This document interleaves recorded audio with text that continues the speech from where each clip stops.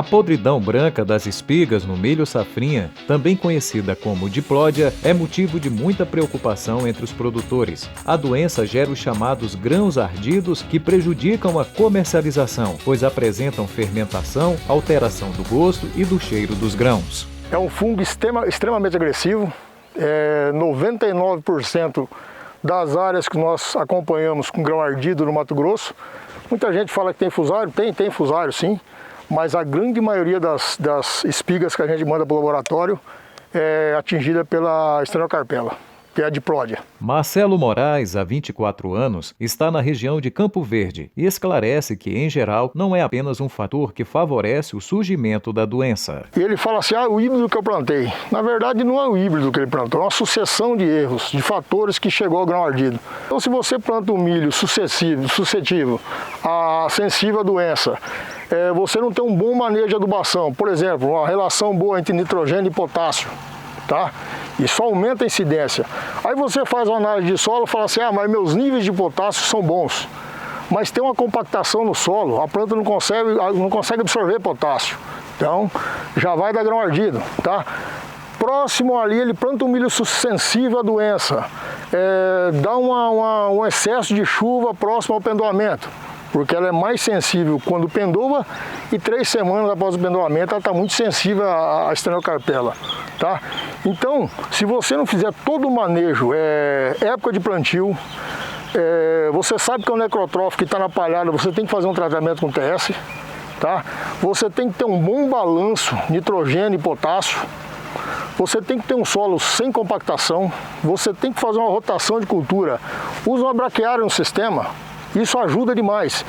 Por último é o híbrido resistente. José Castelli, gerente da Fazenda Leila, conta que a doença tem ficado longe das lavouras por causa do trabalho que tem sido feito com aplicações de fungicidas e adubação. Mas alguns vizinhos sofreram com esse problema e aí surgiram as dificuldades na comercialização. Tem vários produtores que teve. E nós, com o tratamento nosso que a gente faz com 3 aplicações, não tem acontecido de grão ardidos. Os grãos na Fazenda Leila são colhidos com cerca de 14% de umidade. Além disso, a receita para proteger a lavoura tem sido a atenção especial à adubação. Aqui a gente planta o milho com 180 kg de MAP e com mais 80 kg de sulfato de amônio misturado na linha. Depois de uns 10, 15 dias a gente faz a primeira de ureia com 150 kg e a segunda depois de uns 15 dias mais 150 kg.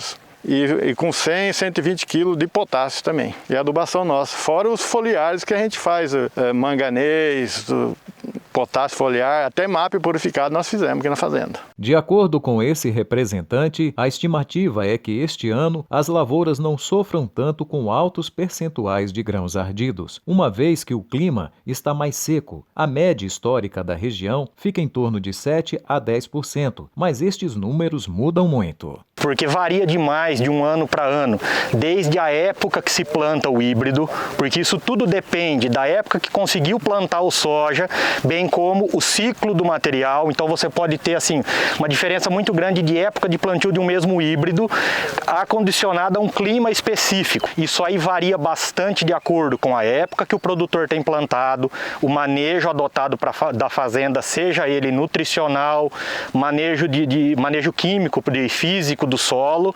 assim como a escolha do híbrido correto e a época de plantio que está sendo feita. O representante esclarece que é comum o produtor associar um determinado híbrido a um percentual de grão ardido, mas na verdade isso não é regra. Mas um manejo bem feito, um clima não tão favorável, o mesmo híbrido pode dar um percentual muito menor. A gente não pode jogar só na costa do híbrido, nem o controle do grão ardido, nem como o único causador do grão ardido.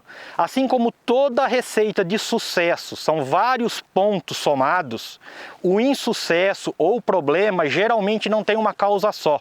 É uma sucessão de erros ou de acontecimentos, não necessariamente erros, que somados te deram um grande problema.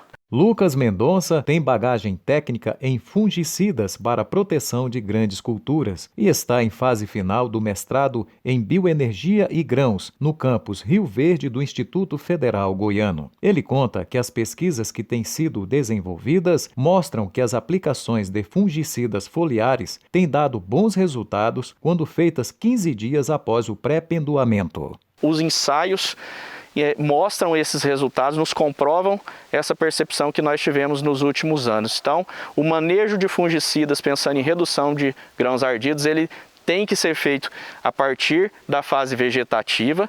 V7, V8 seria um momento bacana para a maioria dos híbridos, mas não pode ser interrompida no pré-pendoamento. É fundamental que se faça também uma aplicação a mais 15 dias após o pré-pendoamento. O pesquisador também explica que a aplicação de fungicidas foliares, combinada com outros manejos, vão ajudar a combater outras doenças. Todas as vezes que eu dou um treinamento a respeito de doenças do milho, os produtores chegam e perguntam o nível de importância de fazer o controle da diplódia foliar para minimizar a taxa da mesma doença na espiga. Certamente é muito importante fazer esse controle foliar, porém a gente tem que lembrar que nem sempre que a gente fizer o controle da doença na folha vai deixar de existir a doença na espiga. E da mesma forma o inverso.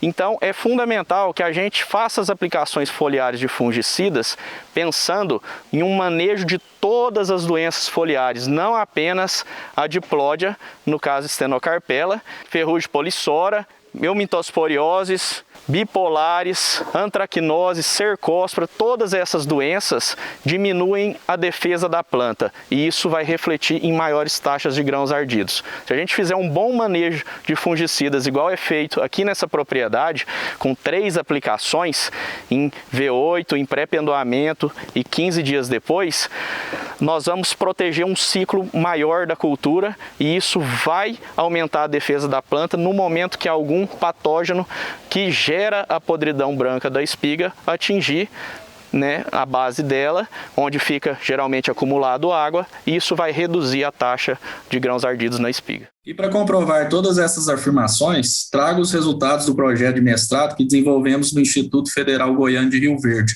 no qual comparamos com uma testemunha sem aplicações de fungicida, 5 tratamentos com fungicidas foliares aplicados, sendo todos eles à base de um fungicida sistêmico, de triazol com estrobirulina, ora acompanhado por um benzimidazol, ora sozinho, e também em diferentes números e momentos de aplicações.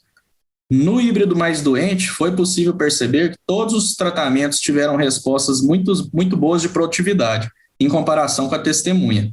E também na questão de grãos ardidos, onde a testemunha teve mais que o dobro de incidência perante os melhores tratamentos aplicados. Já no híbrido menos doente, mesmo quando não apresenta diferenças estatísticas entre os tratamentos, quando analisamos os números absolutos, vemos a tendência dos tratamentos aplicados de apresentarem menores taxas de grãos ardidos e maiores produtividades. E aqui, por último, vemos a associação entre as duas variáveis estudadas. Nos 2 híbridos, quanto maior a taxa de grãos ardidos, menores as produtividades, o que sugere que, independente se o híbrido é muito ou pouco doente, fazer boas aplicações de fungicidas para as doenças foliares refletem, sim, na redução de grãos ardidos.